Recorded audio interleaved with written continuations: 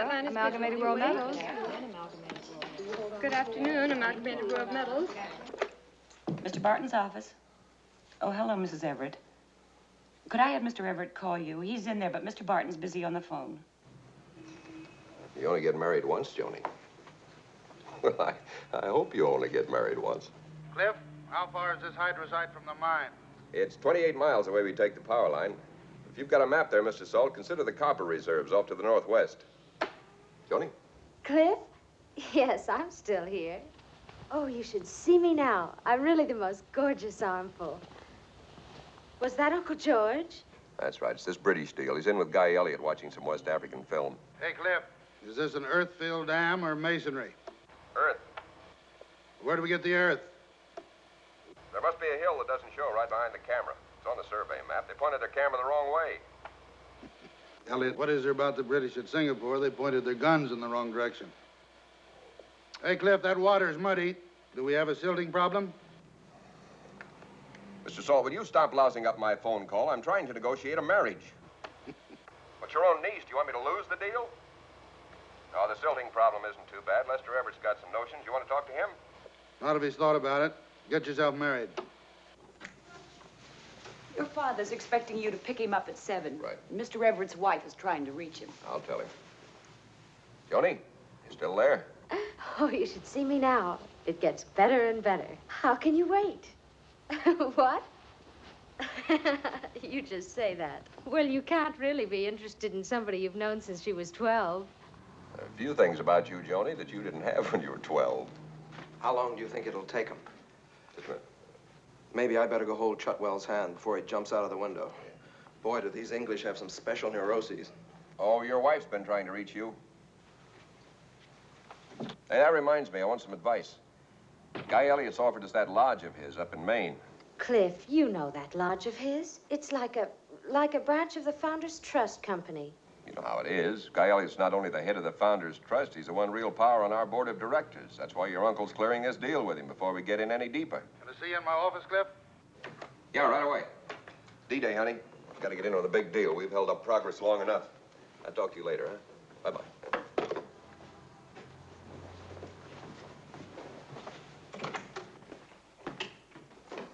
Hello, Mr. Barton. How do we do? Great, great. I knew everything was going to be all right before we went in there. When Guy Elliott offered you and Joni his lodge, you going to use it, aren't you? Oh, sure. Joni's crazy about it. Well, you'll never have any trouble, my Joni. There's a girl that knows what's what. Lester? Take care of it since we get in. Gentlemen, be seated. With Charlie Foss here, somebody needs airplane tickets. Somebody does. Malaria pills? Well, not yet. Well, it's time now we all got together on this West African project. Some of you are acquainted with only certain phases of it. And since it's largely our vice chairman's baby, I'll let Cliff take over. Briefly, the background's this. You've all heard of Carew Limited. It's an old British metals house. They've had an extensive minerals concession in West Africa for half a century, nickel and copper chiefly. The reserves are proven, but they couldn't exploit them, mostly lack of fuel. But all that's changed, perhaps. Carew's engineering division, under the direction of a man named Chutwell, has perfected a coal smelting process. It's revolutionary. It could change all smelting processes someday. And in Lester's opinion, and mine, it'll work. Is it the decision we want in? Well, if the process works as well in the London pilot plant as it does on paper in Lester's office, yes. Well, Cliff, how much do they want? 40 million working capital.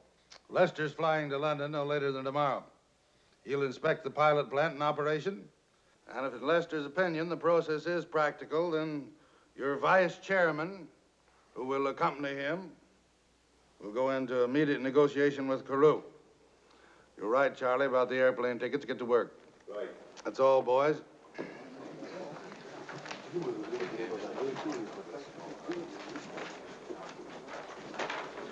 Could I see you in a few minutes? I've got a personal problem. You've got a personal problem. All right, I'll see you. You case you'd forgotten, a young lady named Joan Salt, your ward and niece, expects me to marry her this Saturday. Well, you're coming to dinner tonight with your father. You can straighten her out. You've got a gift that way. Well, thank you.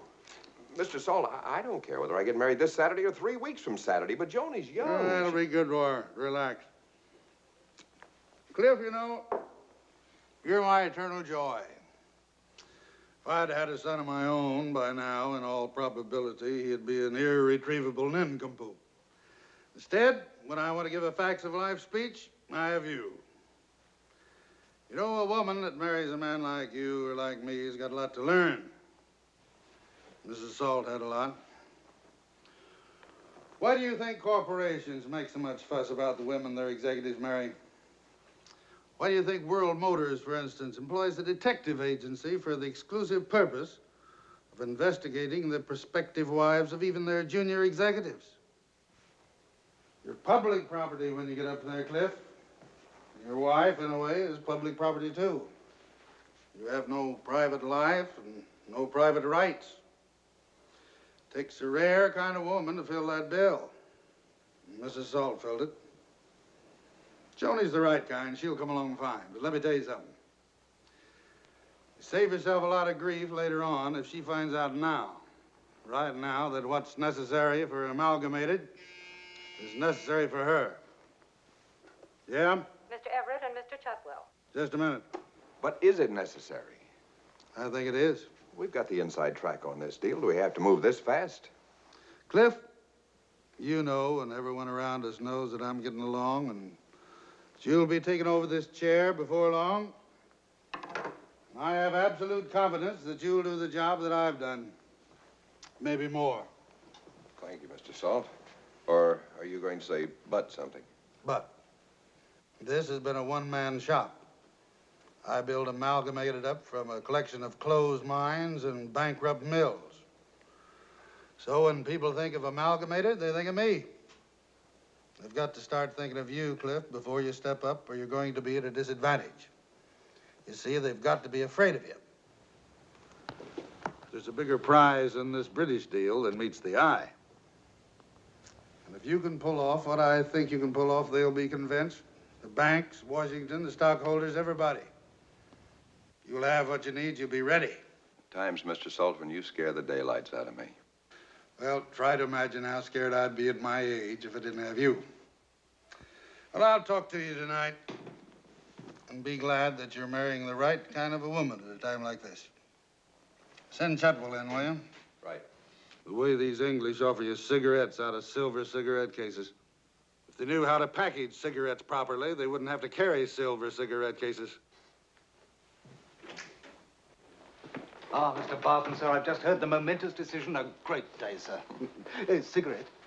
No, thank you. He's waiting for you. Oh, that's a great man in there, sir. A great man. It's a great country you've got here, too. Leaves a chap sort of awestruck, sir. Ah, Mr. Salt, sir.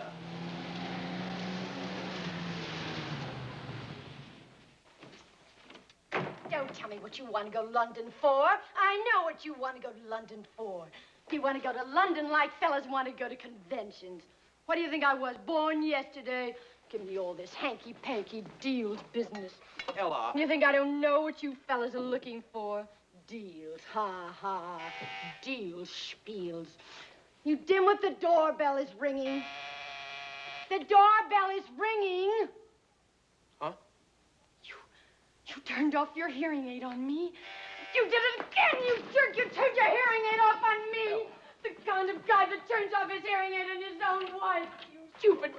Mr. Barton. Hello, Mrs. Everett. You didn't tell me that he was coming. Oh, Mr. Barton, I look such a mess. I've never seen you more handsome, more vital. I was on my way down to Mr. Salt's for dinner, and I just had to stop by for one of your famous old fashions. You know, to celebrate Lester's coup. Lester's what? Greatest engineering mind in America, Mrs. Everett, the greatest. Now, he's proved it again with this London deal. How proud you must be of him. Me? Oh, yes. My, Yes. but you're looking like $1 million. How do you do it? How about that old-fashioned? Gee, Mr. Barton, you always say the right things to say to a girl. Well, that old Lester, you know, it's the funniest old funny. You were up at Lester's longer than you thought. I'm sorry, Dad. Now we can get on down to Salt's. Was Mrs. Everett that difficult? Yeah, no. I just don't understand a man who can't handle his own wife. That's because you're not married. I suppose. Well, this is certainly your evening for straightening out wives, present and future. Yeah, it's a nuisance. Right when I'm on the verge of something so big. When you were that high, I thought I knew you. Now you're that high, and I've lost all track. Why do you say that? Oh, I'm not criticizing. I was the one who missed the boat. Cliff, are you sure you want to get married? Well, son, I only ask. What a question. There's nothing wrong about Joni. Of course not. I adore her. She's far too young for you. She hasn't much to bring you, but... It's a fine time to start taking attitudes. You're quite right. I am the preacher who doesn't preach. That's why I have such a large, rich, smug, fashionable congregation. I apologize. Never find a better example of why Joni's right for me than the woman I've just seen. Look what she's doing to Lester's career. All right, you don't approve of my values. Look, Dad, there's a vast gap between us which is hard to cross because you're a most ideal human being and I'm not. No, there's room for all sorts. No, I'm not going to preach. But if there's some woman in this world besides Joni whom you really want to marry, then I'm going to pray that you never meet her.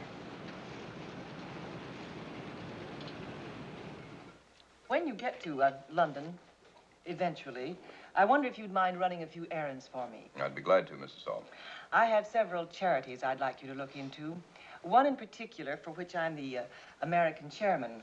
It's an organization for refugees coming out of Central Europe. Yeah. I'd like you to look into where the money goes, general efficiency, what they spend on overhead, any subversive infiltration. If you'll just give me a list, I'd be delighted. I didn't know you were going to London. When? Tomorrow. Well, you might at least have let Cliff tell her that. Why? Well, I don't see anything so important. Now I can go out to Northampton for the weekend.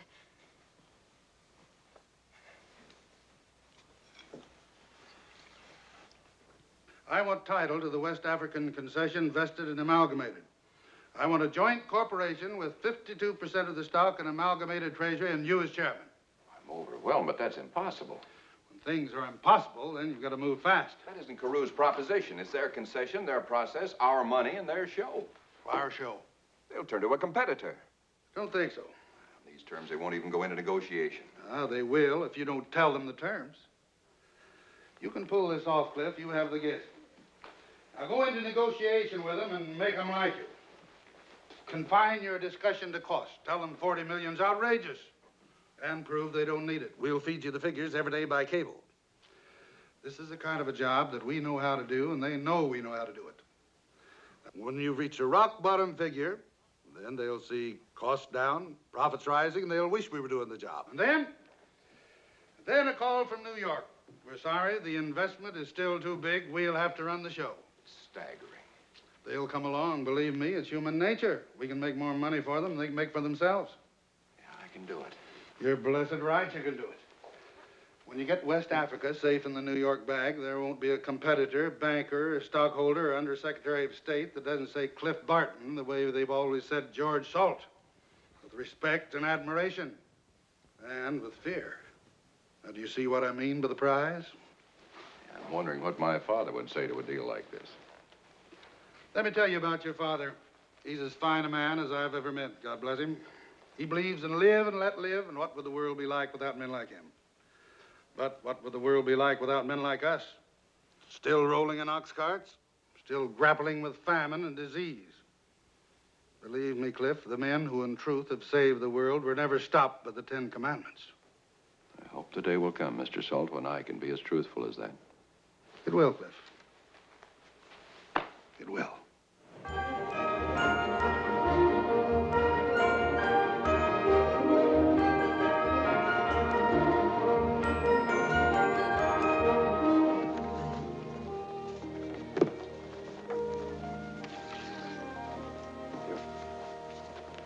Ah, Mr. Carew. Mr. Barton, you have met my associate, Mr. Fitzsempion. How are you, sir? How do you do? I hope you're enjoying London. No, bowled over. I'm always bowled over. What I can never understand is I wear the right hats. How do people know I'm an American? Well, perhaps your vitamins are showing. Let's go upstairs, shall we? Thank you. What I can't understand is how you people, Mr. Barton, so preoccupied with the future, can come over here and tolerate for a moment our smoky monuments, our chauvinism, our embalmed heroes, each with his own statue, as a rule in the worst possible taste. If I were you, I'd paint moustaches on them. Well, in a curious way, Mr. Carew, there are heroes, too.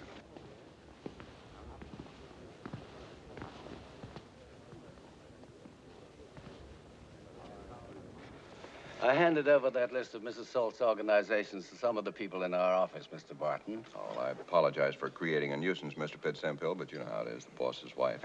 No nuisance at all. I'm not among those who resent Americans every time they're generous. What Pitsempill is dying to ask you with bated breath is how did you survive our Mr. Chutwell? Oh, yes. Yes, I know. Our Mr. Chutwell, I fear, is something of a thruster. Then you see, he's also something of a genius. Our new process is in a very large part his. The older I grow, Mr. Barton, the more impressed I am with what men are, not what they seem. Forgive me, Pitt. I'm going to say something that you won't approve of. At this stage, it's bad business. I'm praying that your Mr. Everett will approve of our process and that we may enter negotiations, because I like you. That's very good of you. You know, we're all so aware of America these days. We're jealous, we're suspicious. Well, it's natural, I suppose. Our pride. We're not accustomed to being paupers. Well, we shall never be beggars, not on this island. You know, I should be so happy to work with someone like you on this West African scheme, Mr. Barton. Well, let us face it, pride, hurt pride, is a factor. I know West Africa, and in the opinion of many of us in many parts of the world, we have blundered half an empire away. Well, now, our new process gives me an opportunity of going into West Africa and proving to a somewhat skeptical world that if Britain has erred, she has likewise learnt. I apologize for my deplorable chauvinism. Cheers. Cheers. The thing that's starting to trouble me, Mr. Salt, is this strategy. Now look, left. Don't go soft. These people are a nation of swindlers. They invented swindling. They perfected swindling. They made swindling socially acceptable. Oh, Mr. Salt, did I tell you who sends his blessings? Oh, that makes me very happy. Now, let me be clear. We'll begin negotiations on Monday. And do I understand that Amalgamated has no reservations other than costs and the size of the financing? We have strong reservations concerning your cost estimates. Yes, of course, I understand that, and you're probably right, but no other reservations. Generally, no, but this is a tentative statement. I don't like to enter negotiations with my hands tied. I wish you'd think again about coming down to the country for the weekend, Mr. Barton. My wife will be very disappointed. Well, I'm so sorry, but I do have plans for the weekend, and I must be running. Until Monday, then. Thank you. Ah. He's holding something back, otherwise he'd have accepted your invitation. You know, you have an obsession, Pitt. All Americans are not unscrupulous like Dan Slocum. Well, I shall go down to the country and with my wife get mildly, pleasantly, and entrancingly pickled.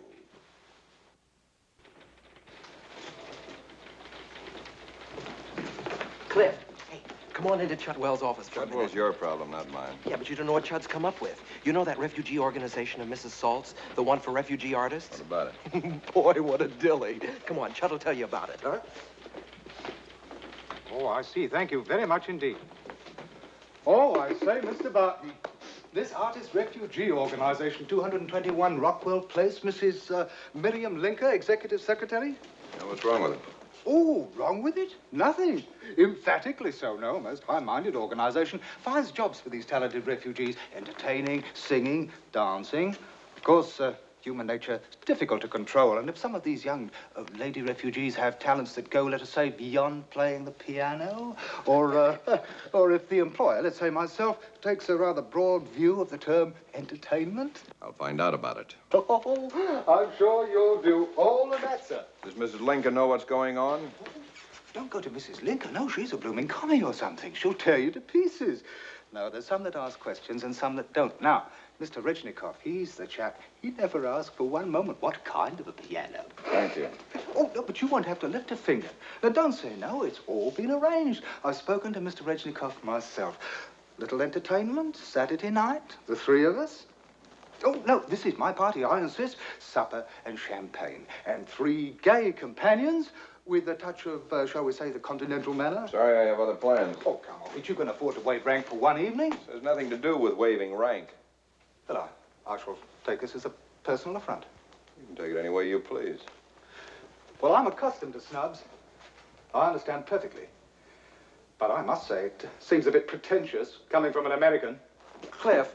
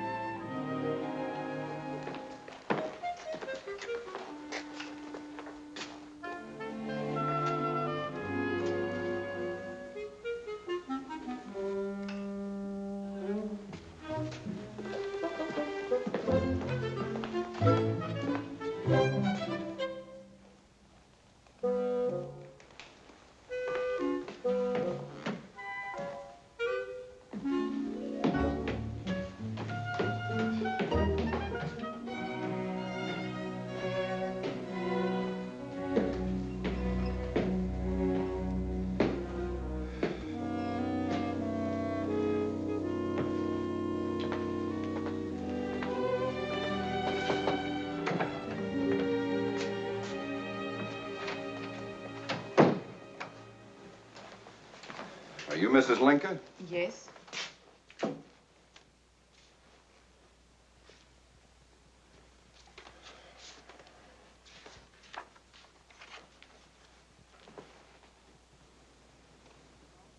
You are Mr. Barton? Yes.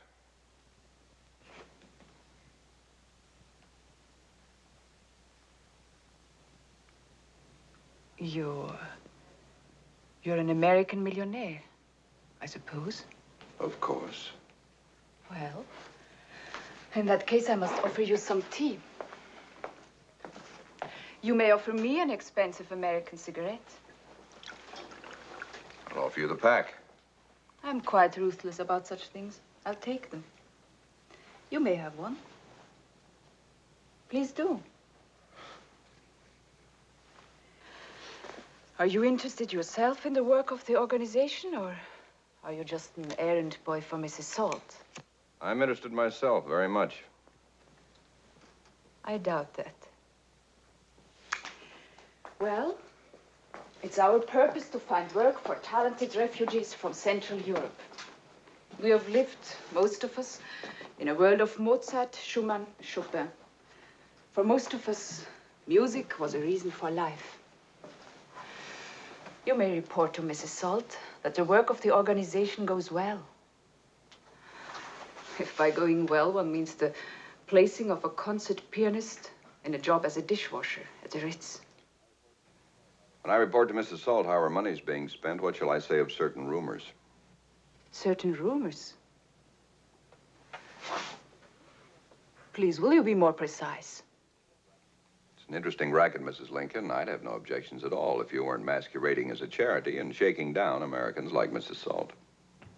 I would ask you to leave this office. But since you represent Mrs. Salt, I cannot afford to. Bertha? Did Rezhnikov call you? Yes, he called me. I'll tear his eyes out. You are not going. Ja, was soll ich denn tun? Ich verbiete es Ihnen. Kommen Sie. Ich verbiete Was soll ich denn tun?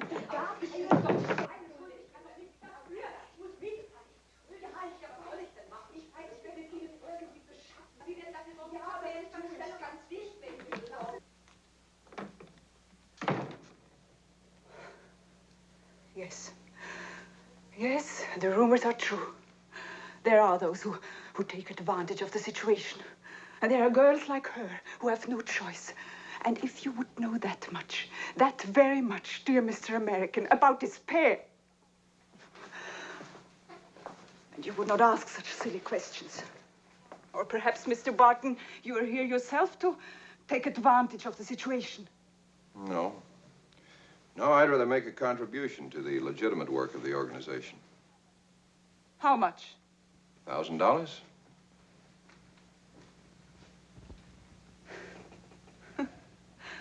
How very nice it must be to just suddenly give away $1,000. No. No, I want you to deposit a check to our account at the Westminster Bank next week, perhaps. Then you will not be giving so much money in embarrassment to make you feel better. Or because on a dismal afternoon you found me in this wretched place, having my poor cup of tea, and you felt in yourself such beautiful pity. Do you question the motives to every contribution? In many ways, Mr. Barton. I'm a very nasty person. I'll be at the address I've noted on the check during the daytime. And Mrs. Salt will want a written report. Could I have it tomorrow? It is Saturday. We close at 4. I may have it, I may not.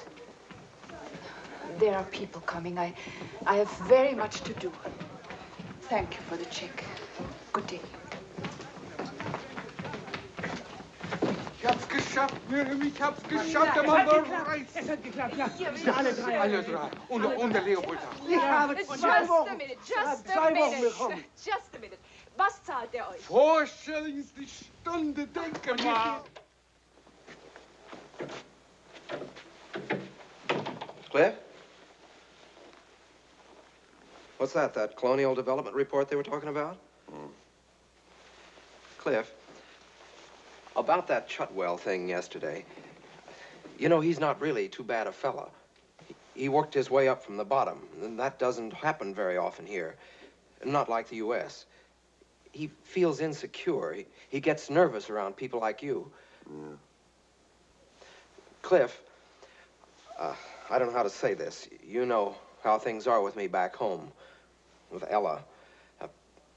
Would you mind too much if I went out with him tonight? Oh, no. Go ahead. Enjoy yourself.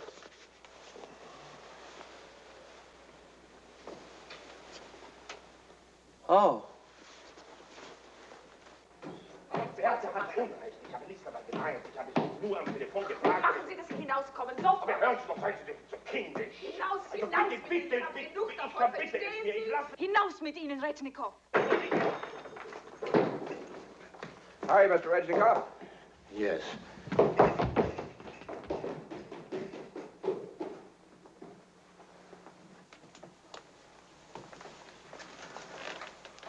Good afternoon, Mrs. Lincoln. Oh, what do you want? Well, The report isn't ready. What is it? Do you want your check back? No, I'm only here to make you laugh. Oh, jokes. Perhaps some song and dance routine. No, just jokes. You don't need to bother undressing your coat. I am leaving. I am locking up. Well, I hope you're having dinner with me, too. Well, I hope you are not hoping too much, because I'm not. I suppose you have another engagement. Or are you having dinner with Mr. Lincoln? There is no Mr. Lincoln. I have not another engagement. I don't see how you can't like me. You don't even know me. I don't like Americans. I don't like lords of the world, not of any nation. I don't like people who do things just like that and write checks for $1,000. I don't like businessmen. I don't know you. That's right, you don't. You haven't even given me a chance to tell you how I went out of your office yesterday and bought the lives of Schumann and Mozart. Oh, no. See, I told you I could make you laugh.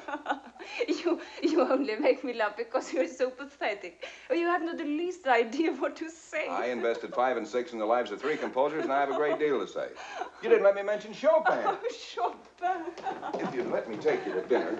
I am not going to dinner with you.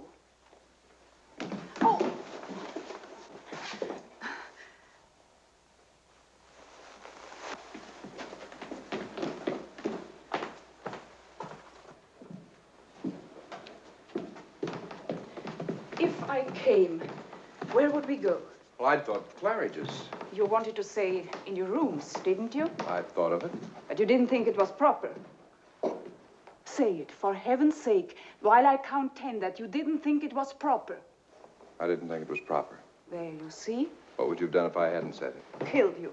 Well, thank goodness my father's a Presbyterian minister. I was raised right. Oh, why did you have to say that? I hate Presbyterians. They burned Michael Servetus. I can't possibly come now. Spoiled everything. Well, I assure you, my father had no hand in it. Americans burned people. They burned witches, didn't they?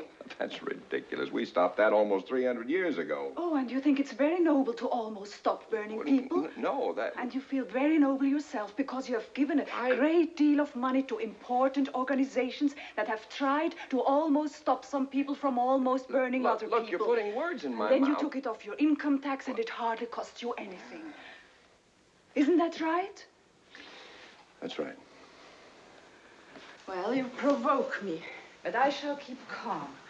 Because first thing I know, you'll give another $1,000 in Michael Servetus' name for a statue or something.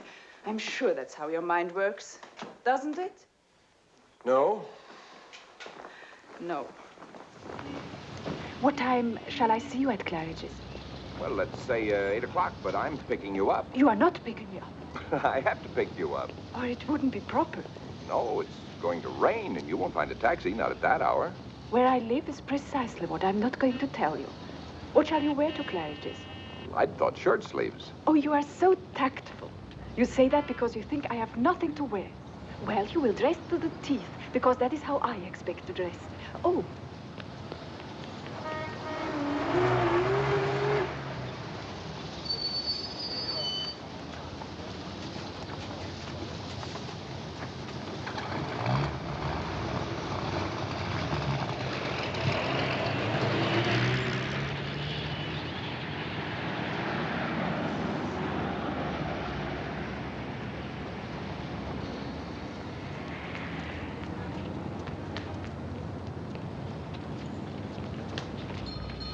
Anyone using the piano? Hasn't been a soul in the shop all day, Mrs. Linker.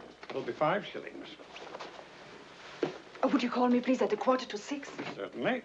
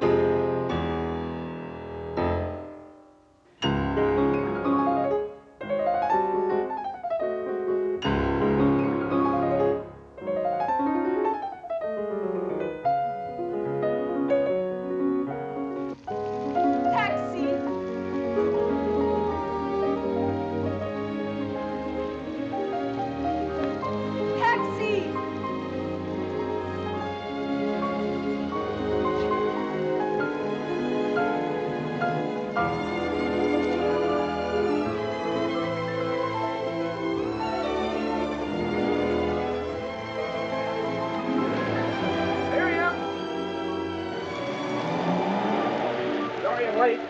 Come on. Come on, let's go.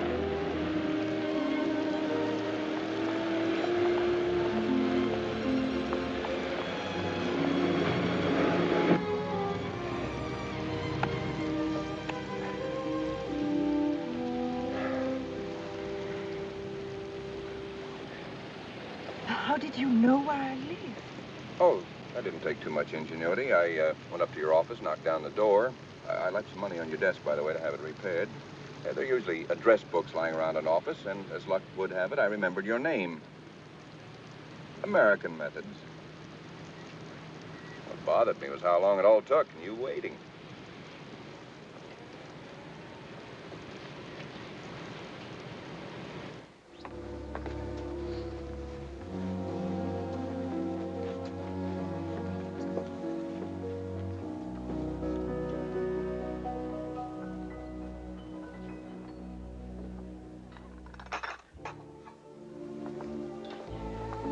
was almost the end of the war when my husband was killed by the Nazis. He was in the Austrian resistance.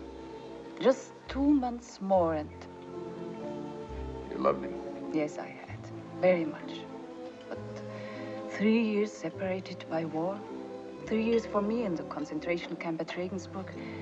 It is not easy to explain. The being hungry, the day-to-day filth. How do I survive until tomorrow? In a concentration camp, one is an animal, and like an animal, one forgets. When I heard he was dead, it was like someone else. It was like somebody I had met, perhaps at a party. There are so many things, Mr. Barton. One should not ask questions of another. The war, that is one of those things for me and for so many others. So let it be put away someplace and forgotten. After the war, too, for that matter, and Vienna. No, I say enough. Too much. 3 years ago, London, the refugee artists, and here I am. You have listened with such patience, Mr. Barton, to the sad and sorrowful story of my life. Now it's your turn, and you will show me, please, like all right-thinking American businessmen, the picture of your wife in New York and of your most entrancing children. Oh, then don't. I'm so sorry. No, it's all right. I was thinking about you and... Of course, of course. And I am always so mean to you. But I shall not be mean to you now, after such a dinner. That brutal American beefsteak. And I have eaten it all. And I must say I'm sorry for this afternoon when you came to my office. But you see, I had just resigned from my position. What happened? Was it a Mr. Chutwell who told you certain things? You wrote the same address on the check. Chutwell's no friend of mine.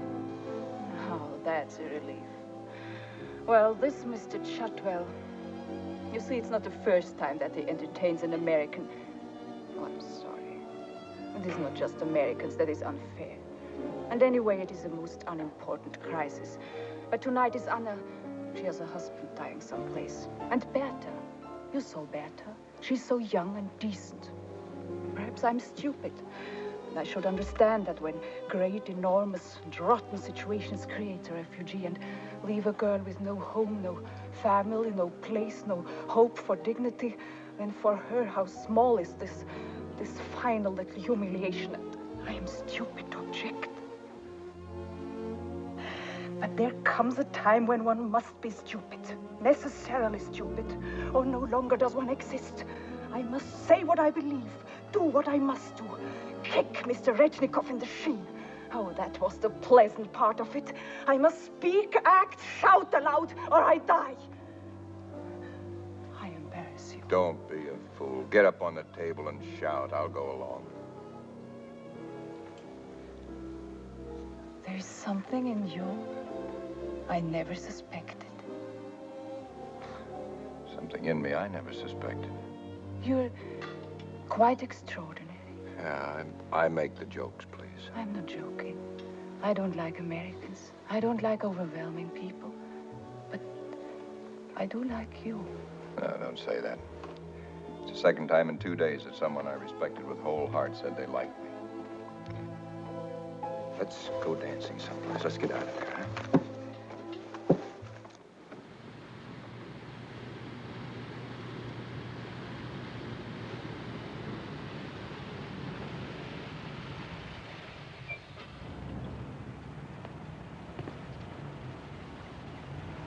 It was the kind of evening one dreams of on Sullivan Square.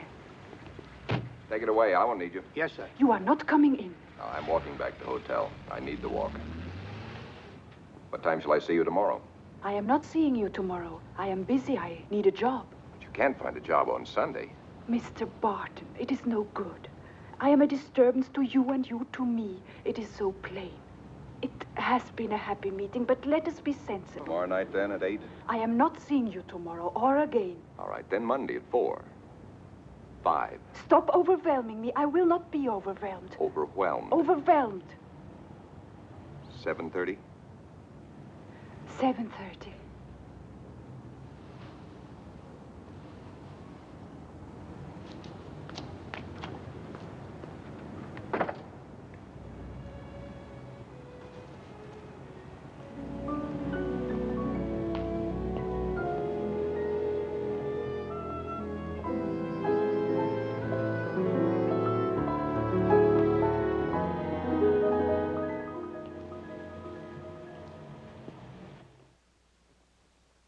What got into you? What happened to you over there?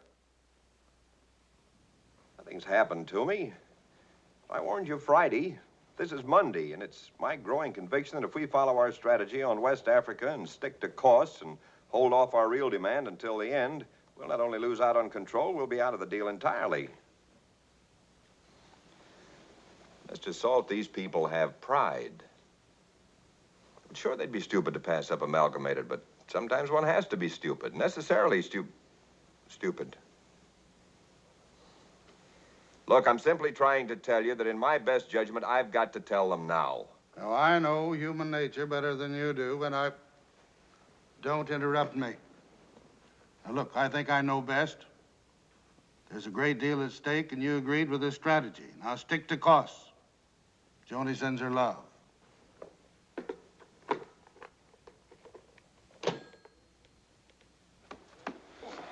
You're sure of these costs? Well, in the Labrador operation, which I described, even when we had to deal with permafrost, we came out under 30 cents a yard. You know, they'll make more money for us than we can for ourselves. It's astonishing.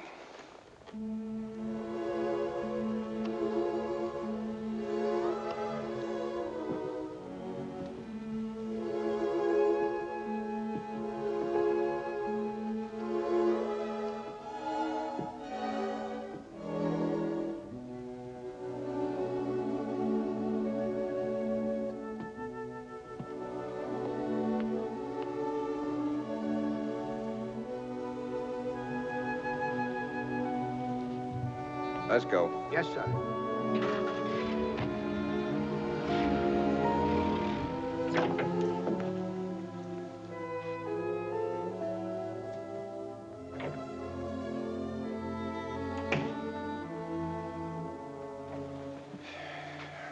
What have you been doing since Saturday? She can work a slide rule. I never knew a woman before who could work a slide rule. Who? Berta? Berta? Girl Chutwell introduced me to. You won't believe this, Cliff, but I spent the whole weekend talking. Me, talking. Except when she was singing. She doesn't talk, Cliff. She sings. Bless. For 2 whole days, I've been Thomas Alva Edison. I've been Rutherford and Newton, Marconi and Einstein, all rolled into one. Why do things like this have to happen to people? Too late.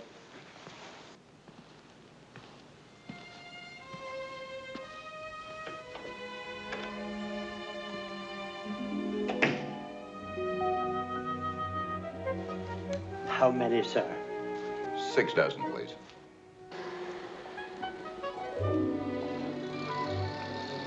You know, I've been thinking, Mr. Barton, I have never been so impressed with a negotiation. Tomorrow, would you say we should wrap it up? We should wrap it up. Good.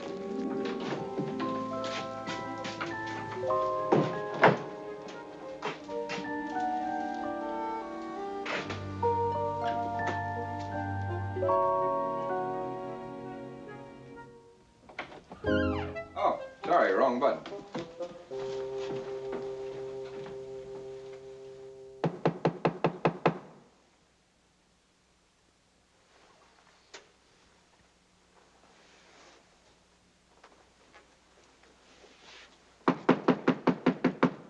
I brought 4 policemen.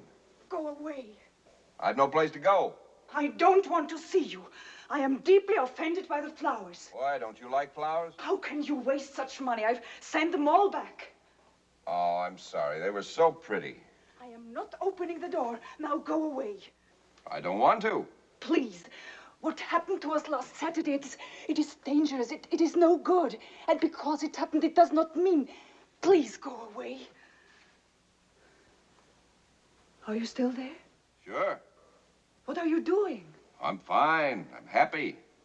But don't you have a picture of yourself that you could slide under the door and I could look at while I'm waiting? No, never mind. I see you fine now. There's a crack in the door. Oh. My. Too bad the florist wouldn't take those flowers back, but they do look lovely. Barbarian. That dress is really becoming. Ein unverschämter Mensch. Oh, you look marvelous just the way you are. If we had dinner in Chelsea, you wouldn't have to change. I am not coming. Well, it was only to say goodbye.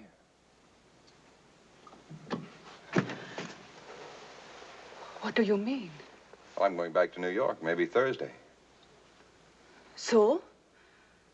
Well, dreadful as you are, I wish you well in New York. Fun and games. Thank you. I'll wait on the stairs while you get your coat. Am I getting my coat? I thought I was telling you goodbye. Oh, that was all changed.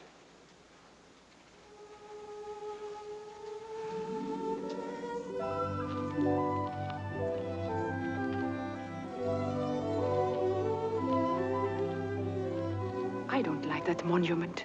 It is a pity. The one square in London that I don't like and that it should be mine.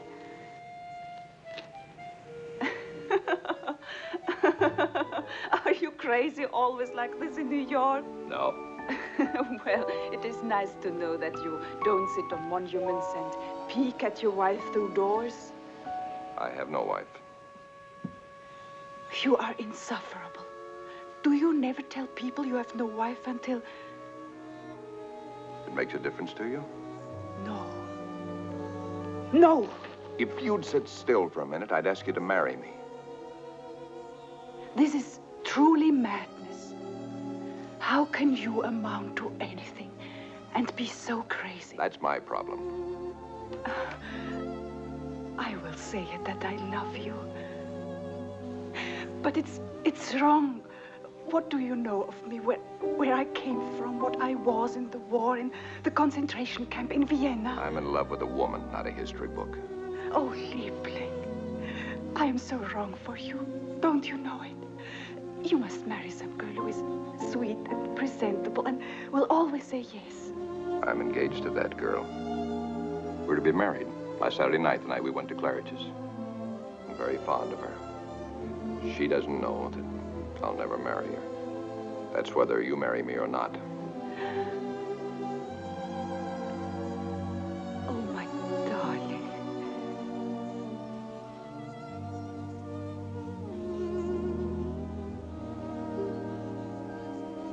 Do you not understand that I am so afraid of you? Of course I do.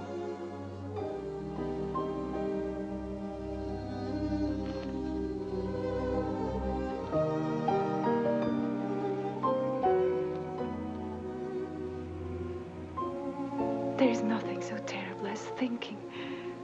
But for tonight, I advise it for both of us. I've done my thinking.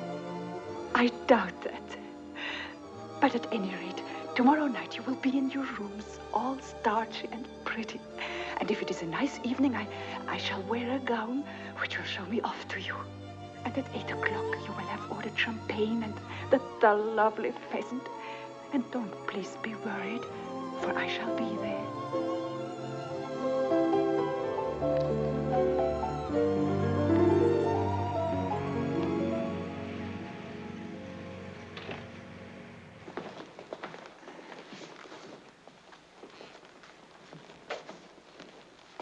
This will do. I had certain apprehensions when you suggested coming here alone, but I see you and my apprehensions disappear. Well, that's a pity because they're justified.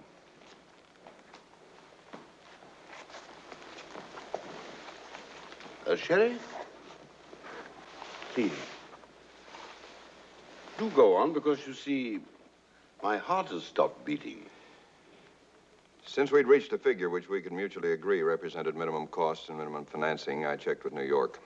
It's our decision that the risk does not justify such an investment.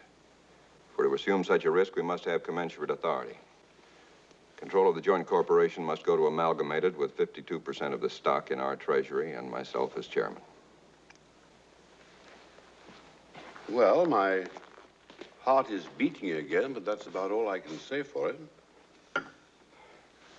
Thank you. What is your opinion, Mr. Barton, of these demands? When I left New York, I considered them quite in order. You knew of these proposals when we entered negotiations? I did. I'm afraid I'm taking this rather badly. I'm sorry. Do you consider that these proposals at this point of negotiations in order? I'm representing Amalgamated World Metals, not Carew Limited. I shall somehow resist the rather considerable temptation to jump off Waterloo Bridge. We are not bent on suicide over here, Mr. Barton. And if we've learned anything in our fairly long experience, it is that the proud may sometimes seem foolish, but they die last. I reject your proposal, of course, and terminate these negotiations, which I shall file away among my more unsavory recollections. Well, if you finished your sherry? No. Well, that's naturally what I expected, Mr. Carew, and I'm grateful to escape with my life. I wonder, would you and Mr. Pitts-Hemphill be coming over to New York in a few days or a week? You'll have to soon to see some competitor. I want nothing more than to take up right where we were a few minutes ago. I can't promise anything. My relation with Mr. Salt may be compromised by another factor. But I can't believe that Amalgamated in the end will pass up such a golden egg simply because it can't have the hen.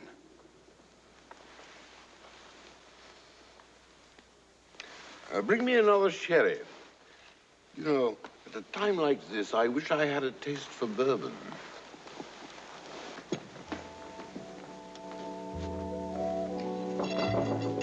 Come in.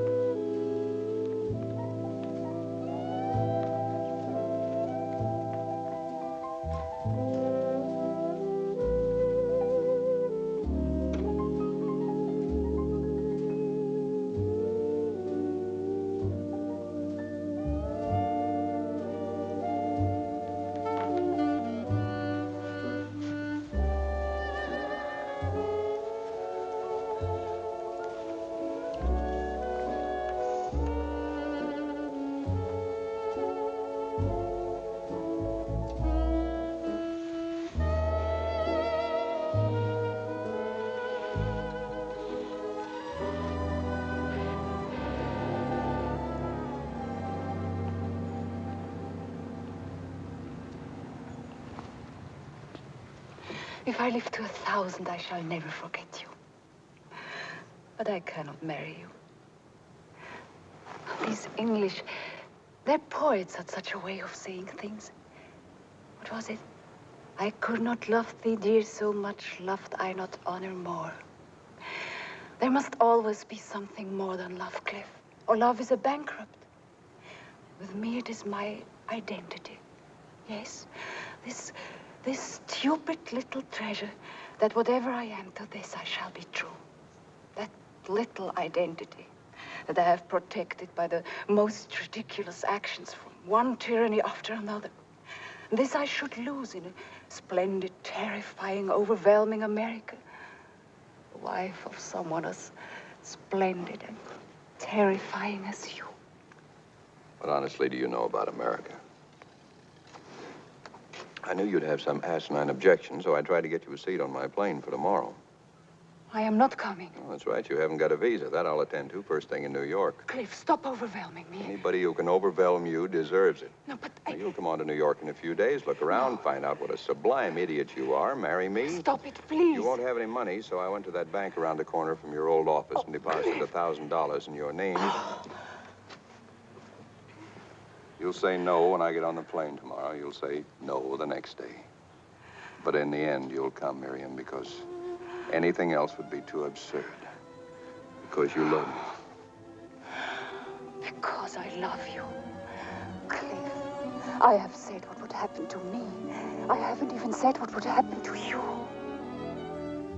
Would it be too overwhelming to suggest there's some cold pheasant waiting? Some warm champagne?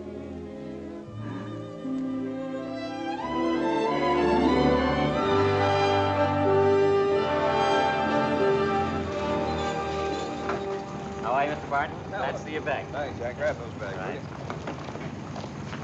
There we are. Have someone take these things over to my apartment. Telephone Mrs. Everett. Tell her Lester's been delayed. He'll be coming on in a few days with Mr. Carew. Make an appointment with a good visa lawyer. Oh, and get me a date with somebody from Steinway's about buying a piano. Have them send a man to my apartment with paper cutouts so we can decide about size. Don't tell me you're taking piano lessons. Send a cable to Mrs. Miriam Linke, number 4 Sullivan Square, London. Just say, no nonsense, please. Sign it, Cliff. Yes? Oh, thank you. Miss Salt is still in Northampton. They don't know when she's coming in. Should I put a call through to her? Good morning. Come into my office, Cliff.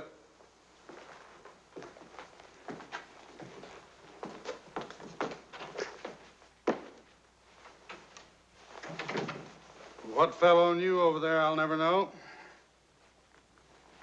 You look the same. Nothing fell on me. I could see what Carew was like, that's all. I tried to warn you what would happen. And as I cabled, it happened. They'll be coming over shortly. It'll be good for you to meet Carew, see for yourself.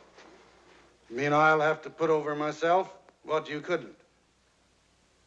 I'd like to show you something.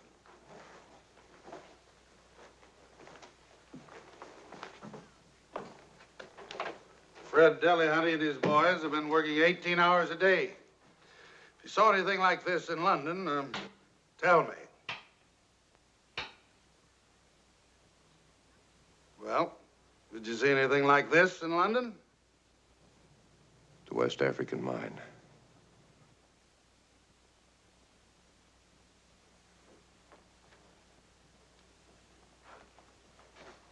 Well, I'll ask you once more. No, I saw nothing like it in London. It's perfect. Except for one detail. What happened to you, Cliff? I've gambled everything on you. Amalgamated represents my life. I have nothing else. No children.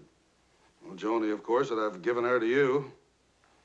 I had thought that I'd create another man in my own likeness to inherit what I have and what I am. This isn't just a matter of a deal, won or lost. I'll win it. What counts, Cliff, is that, well, I have no one but you. We've been together for so many years, and now suddenly you... Can't we just look on this as a difference of opinion? We've had them before. We agreed on a certain strategy. We came up against something we didn't anticipate. I changed my opinion in view of new necessities. What necessities? Pride. What's new about pride? I have pride. Then the necessity of leaving room for the next man's.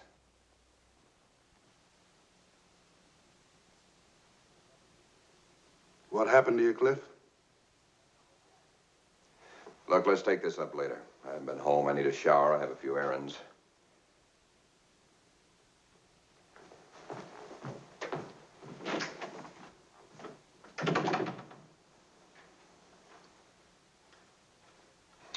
Assuming there's no security problem, I don't see why she shouldn't be given a visitor's visa. There should be no real delay, 3 months. 3 months? But I want to marry her next week if she'll come.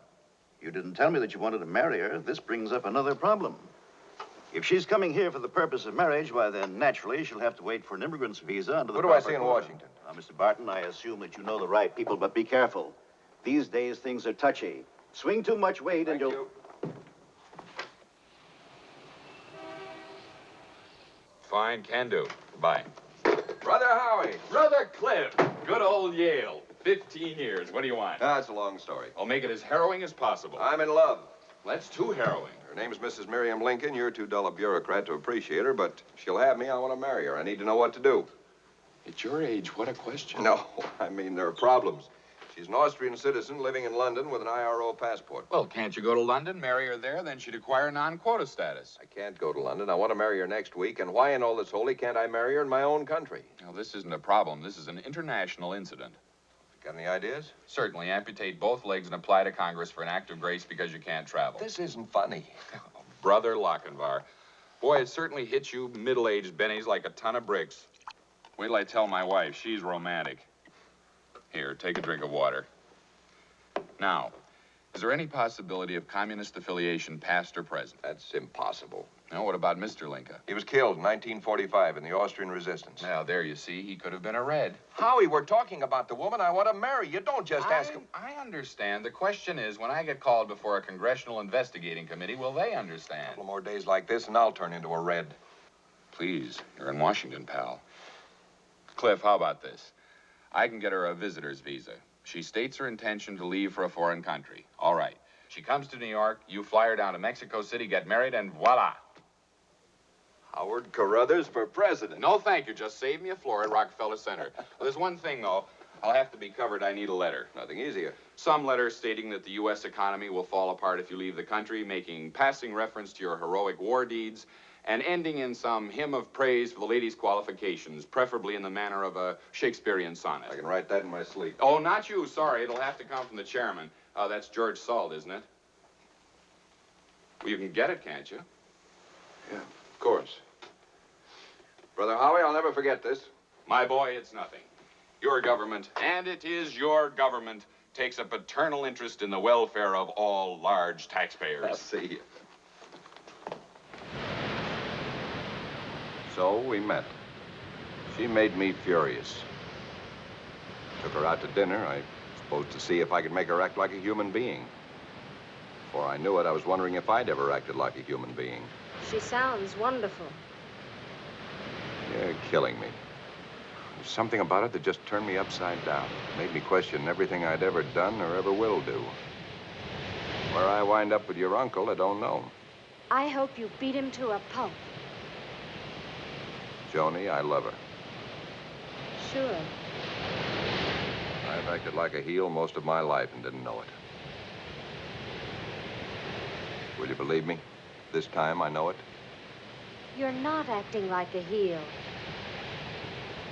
You're such a square.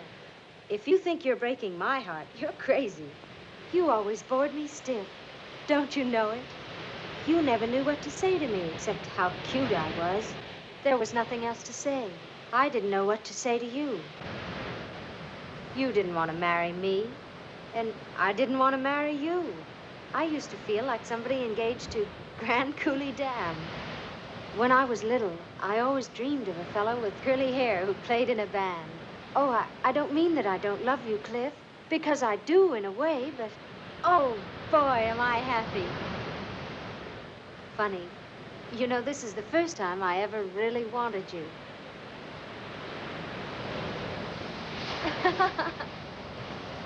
Oh, are you going to be in a jam with Uncle George?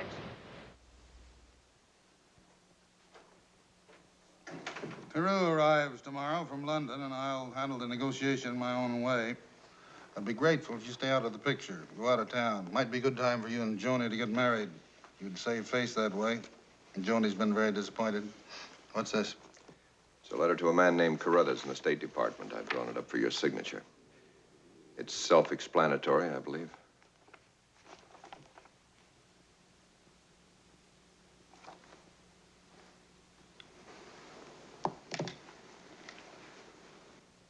I think it covers everything except that I love her.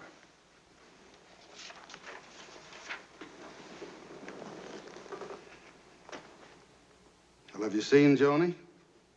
Joni's asked me to tell you that I've made her the happiest woman in the world. You're lying. Call her. It was a wrong idea, Joni and I. I don't care what Joni thinks. Not a bit. All I know is that marrying Joni, you were doing the right thing.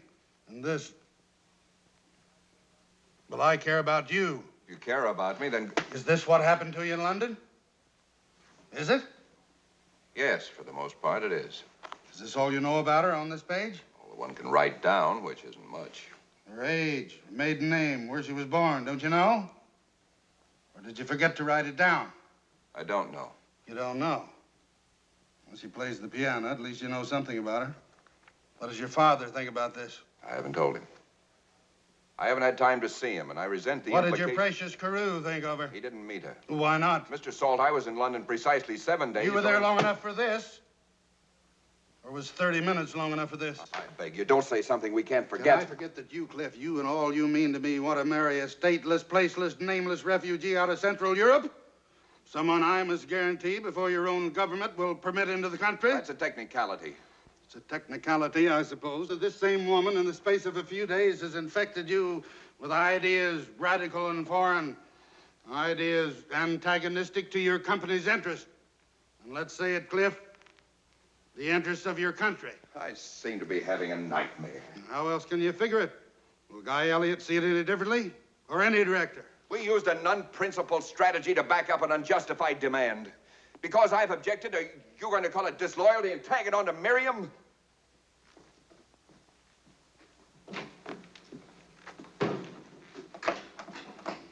What was the one detail you objected to?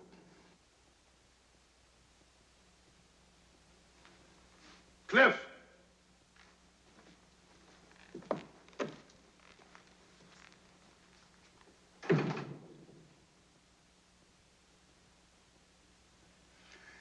I never expected to be saying to you, go easy, be careful, know what you're doing. This comes hard, son, but I am no revolutionary character. I don't have what it takes. And my only excuse is that it takes a great deal. Dad. Oh, that doesn't mean I'm not the first to say to the next fellow, go ahead, stick your neck out, go in and get killed. Count on me, son, to deliver a magnificent eulogy over your bruised and battered body. All I want to do is get married. You think? Excuse me. Yeah? Oh, yes. Now, that's good. I'll tell him, yes. That was Salt. He preferred not to talk to you. He says to tell you that he signed your letter and mailed it. But he does it under protest. Yeah. Well, all I can say is she'd better be good looking. Ah, the good old USA, eh?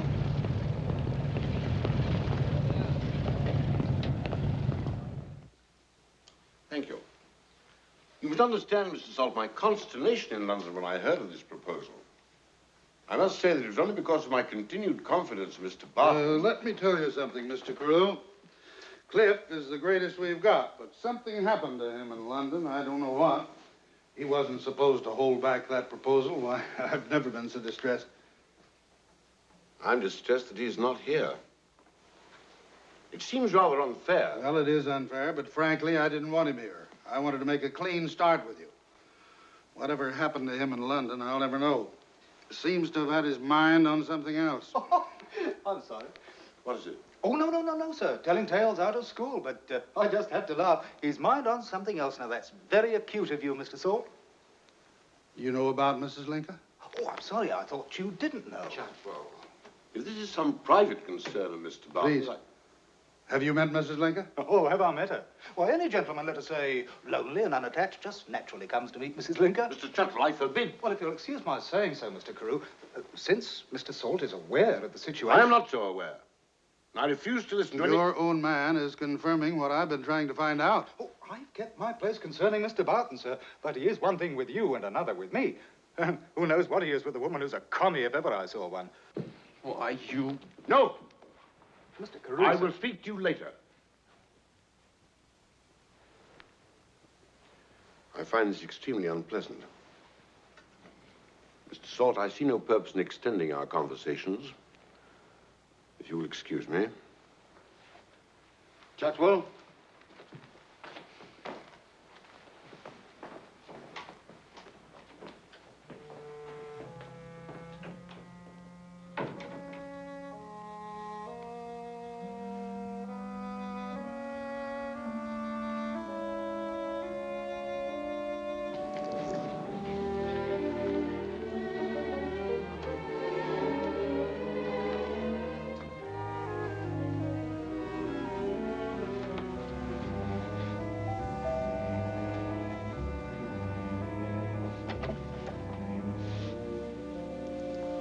Good evening.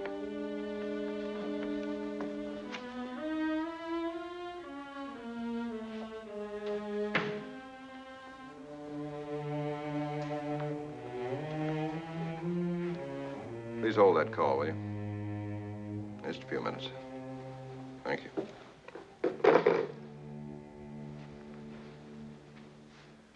What was it that told me, Cliff? You know, I'd scarcely read her name in your letter before something told me what could happen. What could happen?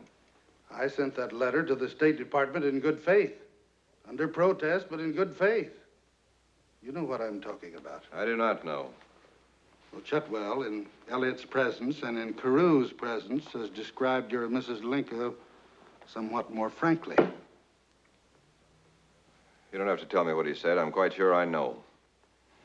How could you do this to me, Cliff? Chutwell lied to you. Who under heaven would believe a man like Chutwell? Carew knows what he's like. Carew has cut off all conversation. Because of you, the deal is off. I don't believe it. Well, Elliot was there. Nobody asked me. Nobody so much as picked up a telephone, called me, asked me, is this true? When a woman with a history like hers is called both a prostitute and a communist, what could you say? How could you disprove it?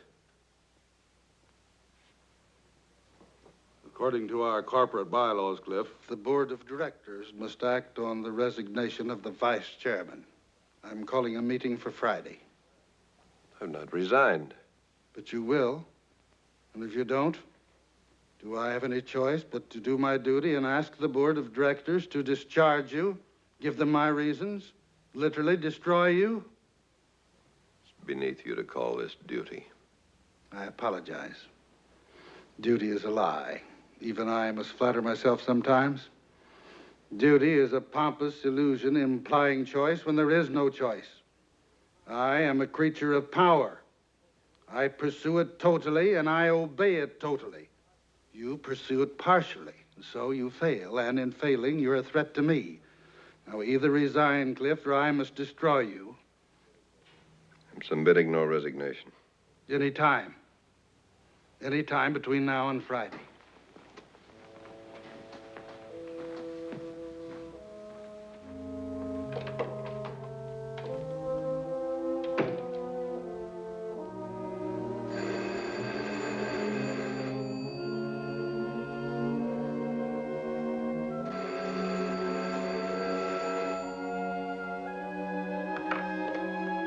Yes? Yes, go ahead. Miriam. Oh, Liebling, I am so stupid. There is some little delay, and I sit here trembling. It was nothing. It was nothing. I'm fine. I'm wonderful. It's the best of all possible worlds. Talk a very long time.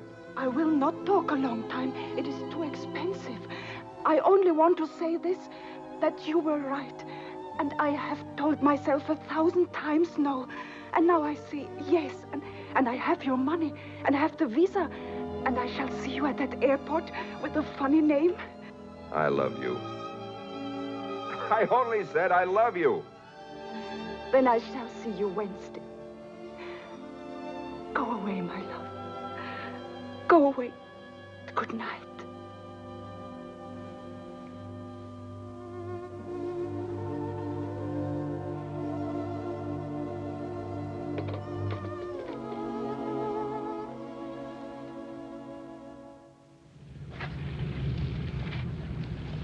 If she finds out what's happening, she'll take the next plane back to London.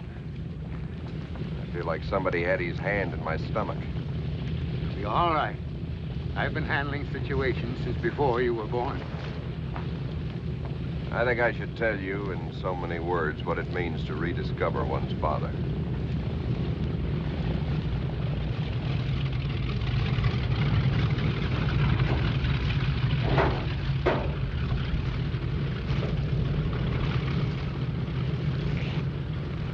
Okay. Now let's see what you've got.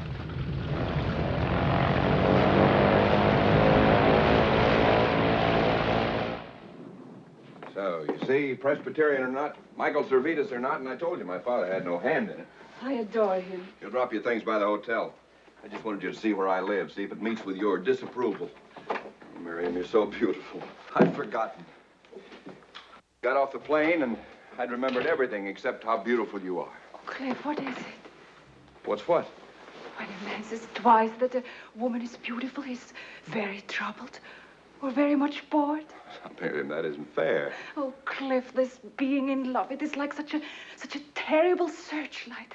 One sees so much, too much. What is it? Darling. Whatever it is, we forget it. This is where you live. I expected to find, like in Hollywood movies, a fishbowl.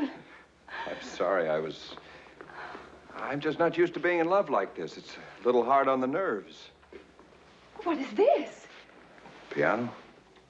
A piano. Oh. Dee-da-dum, da-da-dee-da-da-dum. I love you. And there is nothing else, I suppose, to say. For all I want is you and 12 crazy American children. And what happens to Mrs. Linker, who cares? I was walking past Rockefeller Center this morning, and I almost came up to your office. Here? Mm-hmm. But I didn't, of course. It wouldn't be proper.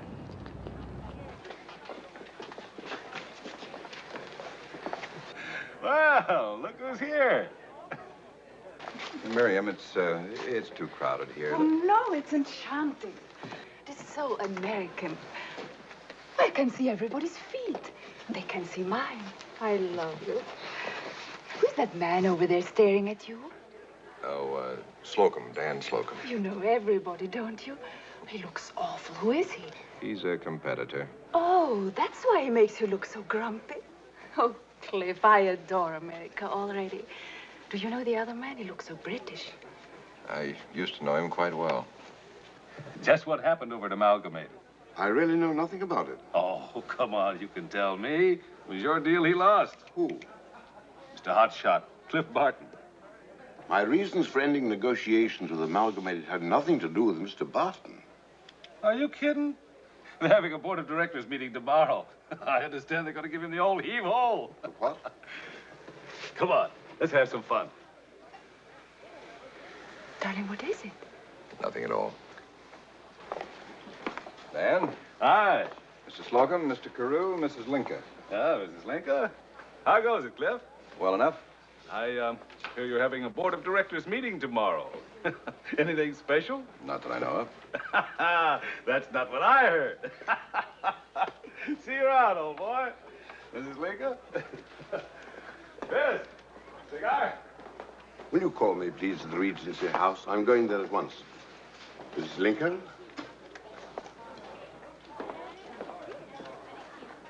How about a cigar?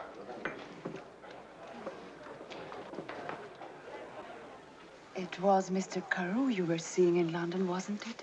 Or that you should have been seeing in London, but instead you were always seeing me. And now it is from Mr. Slocum, who is your competitor, that Mr. Carew gets all the attention he didn't get from you. No, Miriam, nothing of the sort. There is something. Tell me. Darling, believe me. Mr. Tutwell's comment was bad enough, Mr. Barton. But the Mr. Salt should have interpreted my actions as a reflection on you. What are you going to do? You cannot resign. You met Mrs. Linker. It's abominable. You'll have to believe this. Whether I lose out at Amalgamated no longer concerns me. Only am I to lose everything. Mrs. Linker doesn't know. Not yet. Mr. Barton, will you go to Mr. Guy Elliot today, now, and tell him all that I've told you? And tell him also that I have made no commitments regarding our West African concessions, either to Mr. Slocum or to anybody else. Nor do I intend to, until I have learned what is going to happen to you. Let me off here, driver. Yes, sir.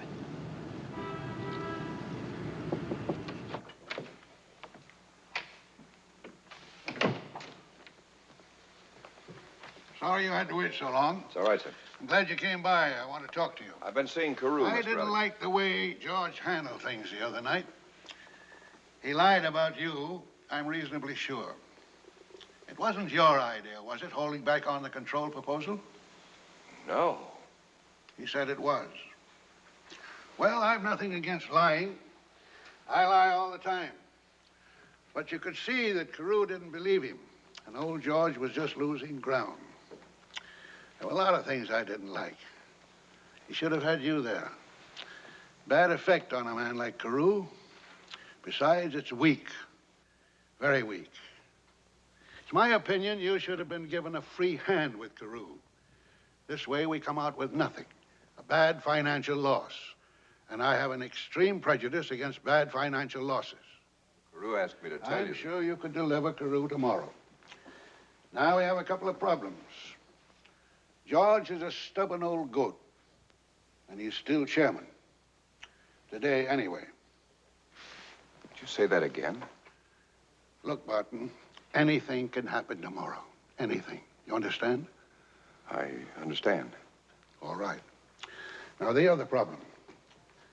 I'm going to ask you 2 questions. This woman George tells me you want to marry. Are you satisfied there's nothing subversive about her? Never been a communist or anything like that? I'm so satisfied. Have you investigated her? I have not. That's all.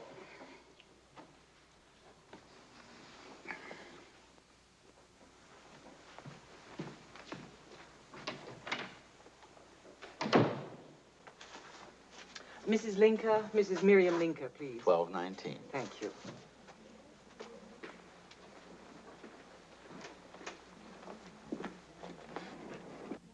Mrs. Salt, I am a devious, ruthless, and quite untrustworthy woman. When I say on the telephone, come, we shall talk about refugees, I am lying in my teeth. I did not intend that we talk about refugees. Neither did I. What is it? Cliff? Mrs. Salt, what is it? You don't know? You don't know about the accusations brought against you? Accusations? Mrs. Linker, I came here to ask that you insist he resign. Don't you know that Mr. Salt asked for his resignation? I did not. Mrs. Salt, Oh, I don't intend to repeat the accusations. They are of a nature both political and moral. I don't consider them responsible myself, but they needn't be these days. Mrs. Salt. Besides that, the circumstances of your life make it quite impossible for you to answer the charges. So their nature is of no importance. I do not believe you, and I will not believe you. I told you.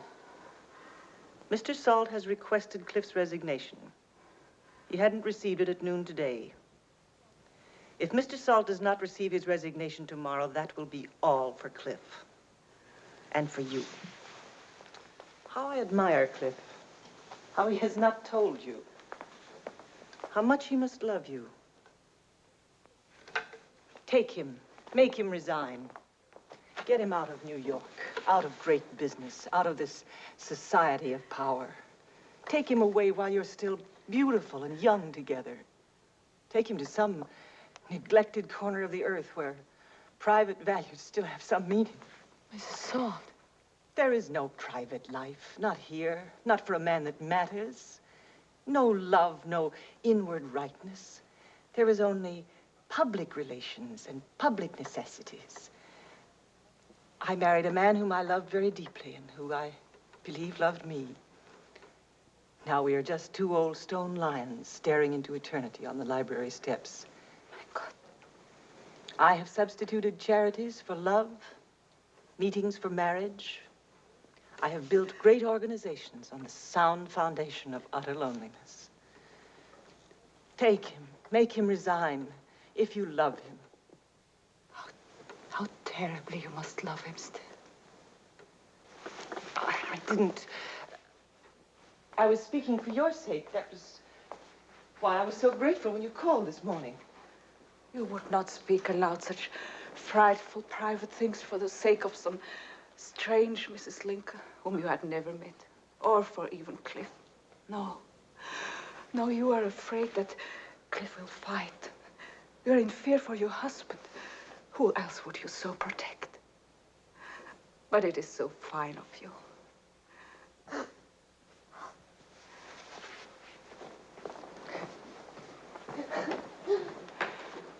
Mrs. Salt, I love Cliff. And if he can win, how can I tell him? He can't win. He's destroyed himself already by his love for you.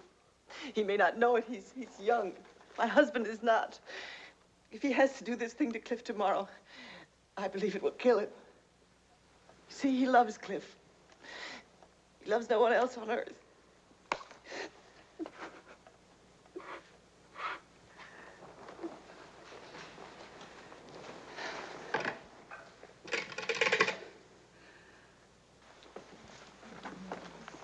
I wonder, I've been trying to reach Mrs. Lincoln on the house phone since 5 o'clock. You haven't seen her? Oh, I know, sir. Oh, she was up there around 3:30 when Mrs. George Salt came. I'm sorry, Mr. Barton, but we have no Mrs. Lincoln tonight's plane. No, nor tomorrow.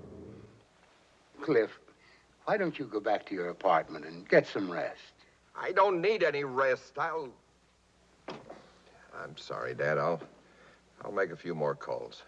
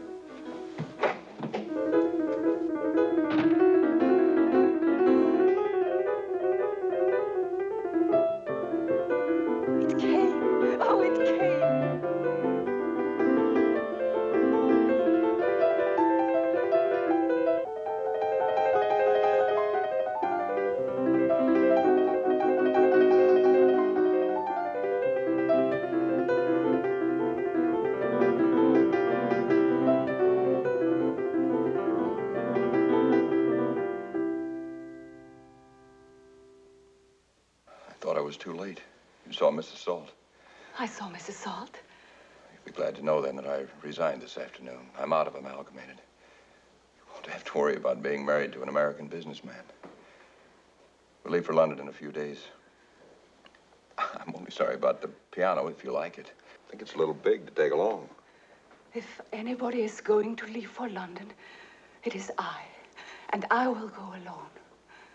You don't seem to understand that I am in love with your country, perhaps more than any of you. But you saw Mrs. Salt, didn't she tell you? It is not easy to make horrified a woman that has seen a residence in concentration camps. I am still in love with your country. Oh, we're leaving. In one family, Cliff, there is room for only one refugee. Oh, Cliff, I have run. I have run and run. And but for the grace of God and you, I would be running still. No, there can't be two refugees, not in one family. You must not run. You mustn't.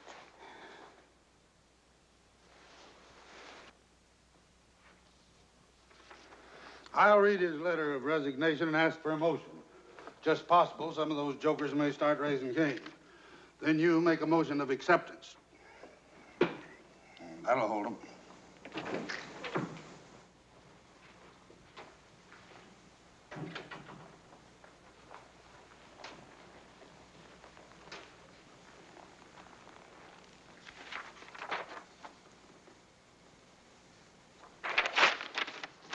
Cliff. Shall we go in? Just what I was telling you, Guy, the deceiving, the going behind my back.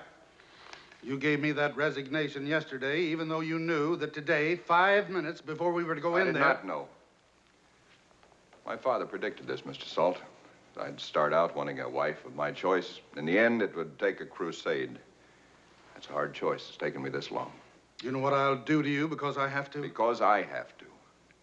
Mr. Salt, I don't believe that you're running Amalgamated in the company's best interests. You're losing me. You've lost Carew. I did not lose Carew. George, do you mind? I'll demonstrate that you did. I'll demonstrate that when power comes to exist for itself alone, it becomes a losing proposition. That when you leave no room for men, your enemies, or your friends, when you can no longer recognize the dignity of plain human beings, it's because you're weak, not because you're strong. I will attack you, Mr. Salt, because I must. We do what we must do despite all consequences, and that you're right, and nothing else. It's total power, not duty, that's the world's illusion. Shall we go in? Cliff, I'm going to ask you in there what I asked you yesterday. That's why you resigned, isn't it? This woman that you're going to marry, are you satisfied there's nothing subversive about her? I'm so satisfied. Have you investigated her? I have not. Well, I have. I got this yesterday. The Army's kept a file on her ever since she left a certain concentration camp. Well, read your file to somebody else. I'm marrying a woman, not a set of statistics. Go on, add up your indecent little twos and twos, Mr. Elliot. Prove whatever you like. But this is a woman I love, and there's no arithmetic this side of heaven I'll listen to. You'll excuse me. You will listen. Because I don't like what I'm doing any more than you do. And because I'm not trying to prove anything about Mrs. Linker. I'm proving something about you. Well, I'm not going to read all this. It's too almighty long. But she came back to Vienna, didn't have a nickel. Husband dead. She took a job in some nightclub playing the piano. She was supposed to entertain our officers. She wouldn't. She quit.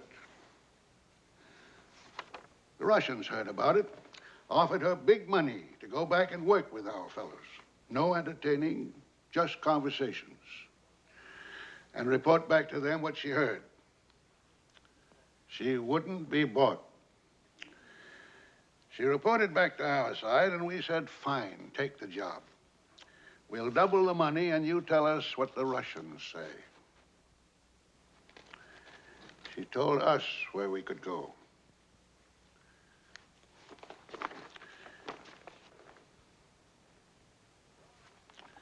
George, it isn't that you've made a fool of yourself.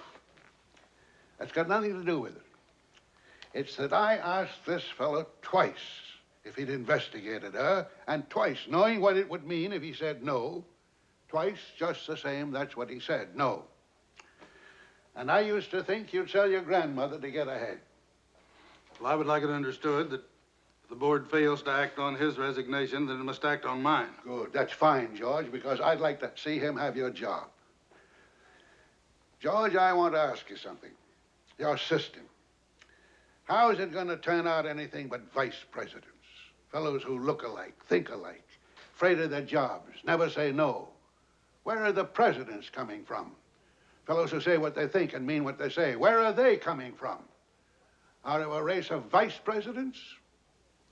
I hate to say this to you, George, but you've had it. We need a chairman. We've got one right here. Are we going to let him get away? Well, let's go in.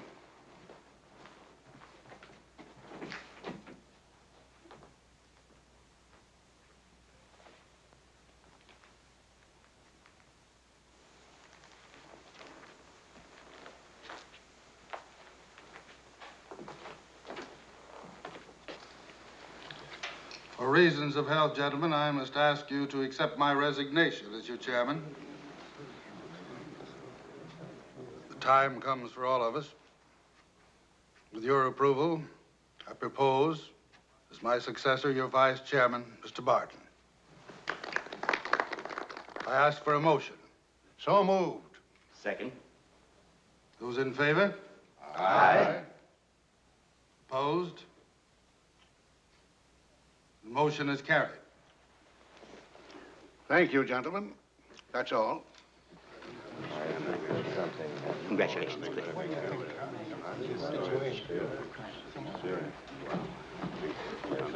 Walk out with me, Cliff. Keep up appearances.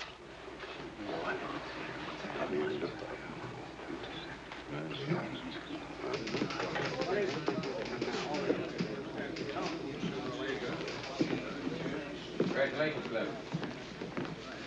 Cliff?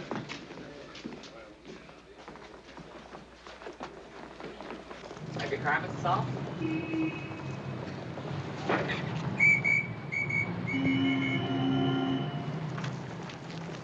Well, I always knew that someday you would do something to show me who's boss. You sure did it, didn't you? Well, now you'll have to sit up there with yourself, taking the rap and deciding what's what.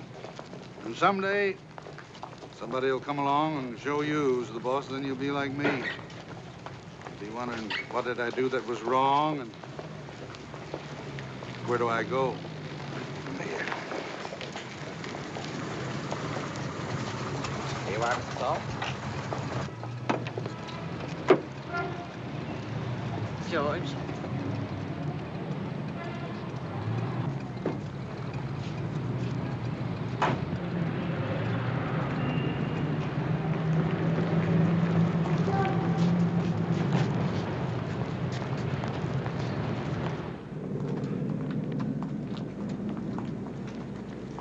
Goodbye, sir. Goodbye and good luck. I've chartered this plane. We'll be back the first of the week. Goodbye. This won't take long. Oh, you! The first of the week? By the time I'm done with you, they will be citizens. Oh, no! A piano! You did it! You...